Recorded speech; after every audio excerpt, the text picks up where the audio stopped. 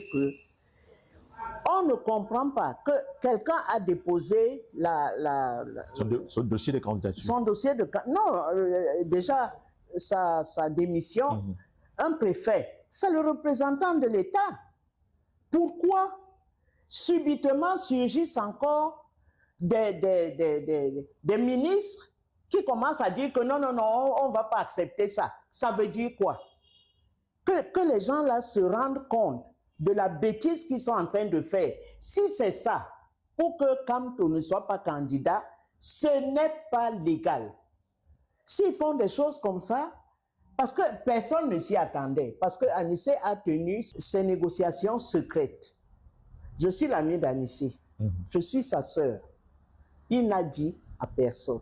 Il dit, je n'étais pas sûr de la confidentialité qu'on avait mis autour de ça. Mais je négocie depuis 6 mois avec Kamto. C'est ce que Ekane m'a dit. Bon, si maintenant que ça a été acté, que le Manidem soutient, du moins Kamto devient candidat du Manidem, c'est ce qu'on disait, c'est ce que tous les juristes disaient.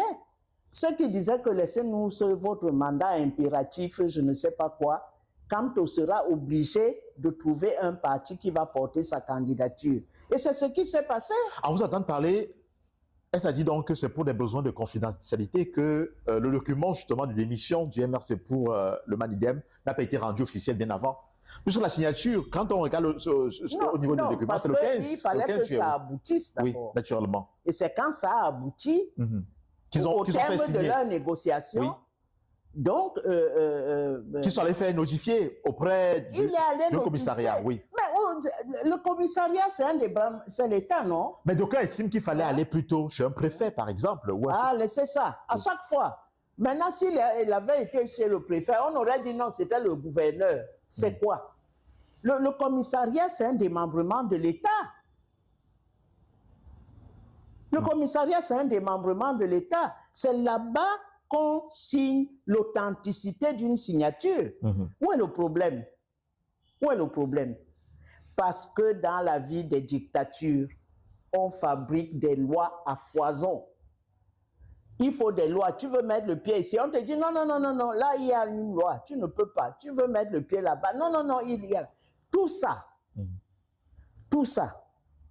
c'est la décision qu'on sent derrière cette prise de parole, c'est la décision des ministres, c'est-à-dire de l'État, des ministres RDPC, c'est vrai que Momo aussi est dedans, c'est des ministres RDPC pour dire que Kamto et Kane ont tapé à côté. Ils ont tapé à côté comment? Ils ont tapé à côté comment? Vous savez, avant les élections, si vous demandez à M. Éric Essoussé, il va vous dire qu'on va publier tous les partis qui ont des élus. Donc, tous les partis qui ont des élus, ça a été publié. Justement. À Elekam. Effectivement.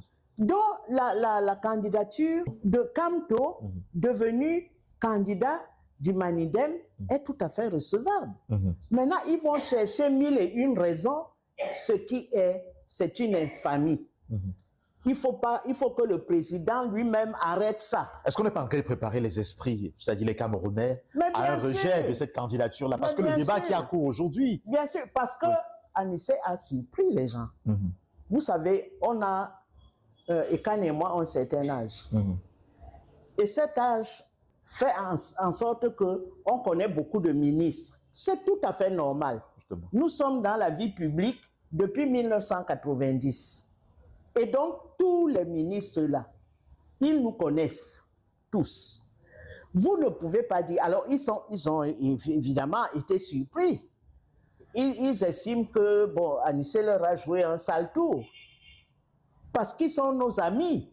Mais on est des amis comme ça. Mais quand on est dans l'opposition, on reste dans l'opposition. Ce n'est pas l'amitié qui me fait changer de camp. Donc, la surprise était phénoménale.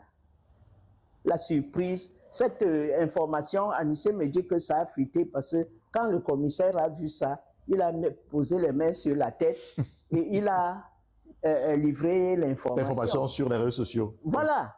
Donc, on ne peut pas. Ça dit que Biya même serait plus sage de demander à son conseil constitutionnel, à Elekam, dont il est le maître d'œuvre, de laisser passer cette candidature. Parce que ce serait honteux qu'à ce point, tous les juristes, les Magloire Ondoa, les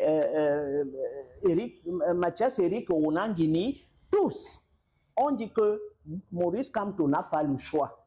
Il doit choisir un parti qui a des élus. Ils appelaient ça parti Yango. Oui. Aussi, c'est l'expression. Oui. Oui. Il sera obligé. Un gars comme Magloire Ondoa, c'est un grand juriste, au même titre que Kamto. Donc, tout le monde a dit ça. Lui-même, Maurice Kamto pensait tellement que non, il ne sera pas obligé. Mais à la dernière minute, depuis 6 mois, il avait déjà entamé des négociations avec les Canadiens. Voilà, c'est tout. Il faut être honnête. Nous sommes dans une démocratie et il ne faut pas qu'à chaque fois, le pouvoir mette les bâtons dans les roues d'un fonctionnement de la démocratie sur la base de ces lois. Ce sont les lois du RDPC. Hein. C'est le RDPC qui est ultra majoritaire à l'Assemblée nationale. Mais quand ils vont donc vouloir torpiller ça, ce sera évident que ce sera parce que le président ne veut pas ce candidat. Mais le président a peur de quoi? Il vient encore de nommer des généraux pour équilibrer un peu. Parce que tout le monde disait que les écrans sont ultra majoritaires dans la hiérarchie militaire.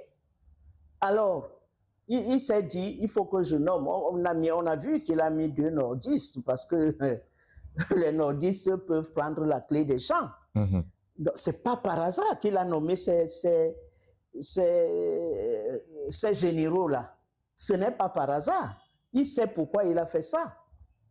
Parce qu'il y avait une ultra-domination des écrans dans la hiérarchie militaire du pays.